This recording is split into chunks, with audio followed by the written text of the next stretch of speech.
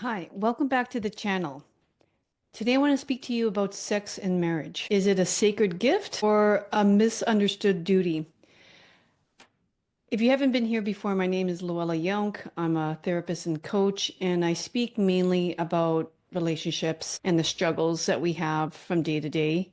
And this is one of the first times I speak about sex and marriage. And it's probably because I never really felt comfortable speaking about sex within a marriage. Probably many different reasons behind that. But I think now that I understand it a lot better, I'm much more willing to speak about it. But before you get excited like bunnies in the springtime, I have to warn you, you might be somewhat disappointed by what I'm about to say, especially if you're a man. But hear me out, because disappointment often means you're about to learn something truly transformative. I've heard so many men normalize their obsessions with masturbation, pornography, and frequent sex as if it's just part of being male.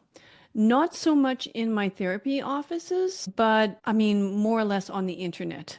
It's like, hey, I'm a guy. I have desires. What do you want? Like, no. And actually, in the therapy room, men are actually quite uncomfortable about speaking about sex, and they're perhaps having lust for women or their sexual needs, whether it's being overly sexual or not being sexual enough. There's a lot of shame around sex, and that's why I think it's important to talk about it. I, for one, very much like uncomfortable talking about sex. So this is even for me, a bit of an uncomfortable zone to be in. So if it's uncomfortable for me, it's probably very uncomfortable for you. And that's why we need to step out of our comfort zone and talk about it. And if I'm being honest, I wish someone had educated me on sex and marriage when I was younger, because if they would have, I would have been much more, I don't know, at ease. And it would have been much more beautiful and meaningful and much more of a sacred experience, to be completely honest with you. So if you're feeling a little bit on the edge about where this is going, lean in closer. You might just need to hear this the most of anybody.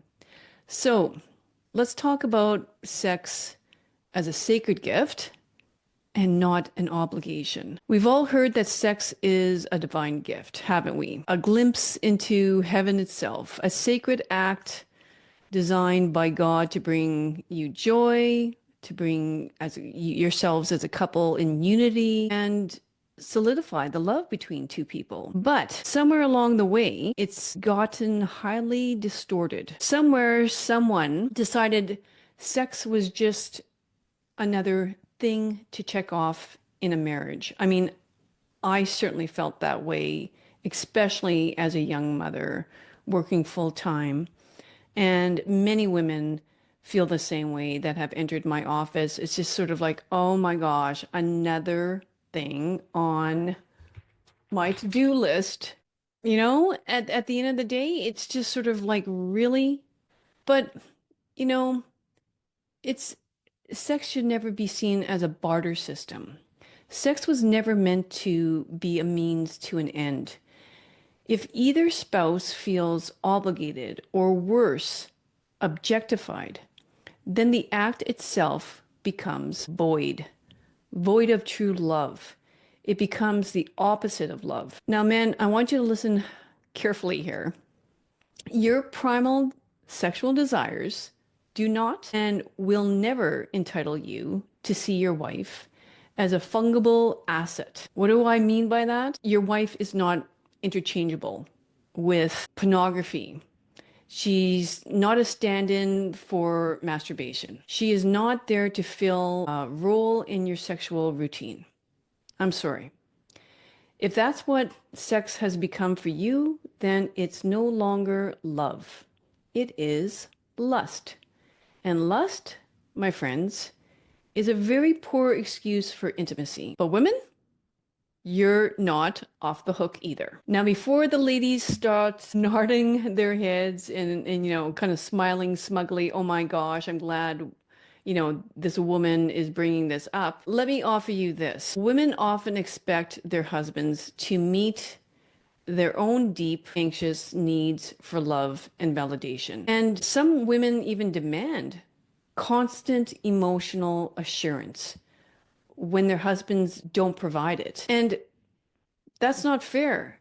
I mean, it's almost like if unless you show me how much value I have or how much you care for me or how much you need me, you know, I feel rejected and bitter. But that too is not love. Because just as sex should never be a duty, neither should a man's presence or affection be a duty. If a woman demands attention from her husband in a way that makes him feel like he's obligated to make her happy, then she's just flipped the rules. And obligation on either side kills true intimacy, right? You must have been there at one time. If you feel obligated, just as I gave in the example for, to a woman who lays her head down at the end of the day, just going, oh my gosh, thank God the day's over. I'm exhausted. All of a sudden, there's this feeling that I have to do this for my husband. I mean, that's just, again, the absence of love. Let's talk about the verse in the Bible that makes most modern women roll their eyes. Have you heard of this script?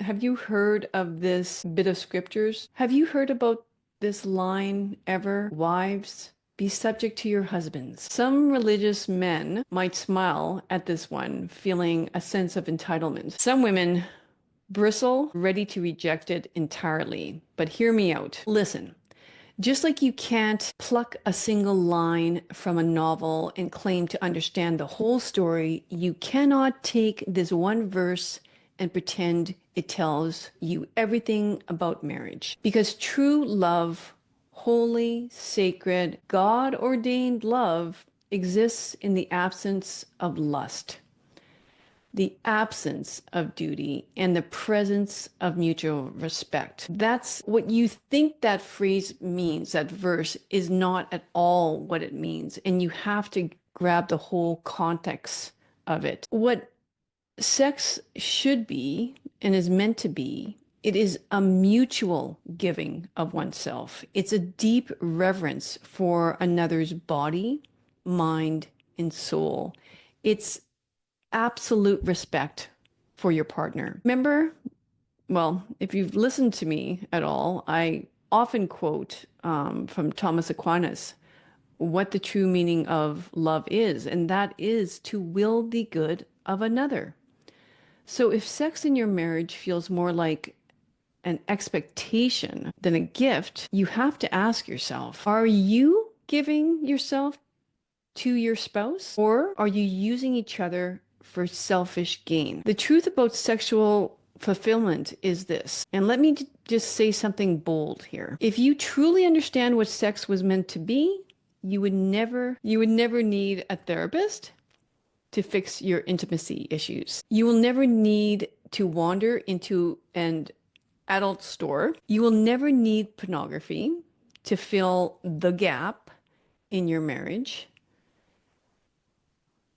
And why do you think this is? Quite simply, you're not an animal. You are not bound by instinct alone. You have something no other creature on this earth has, and has frankly been blessed with.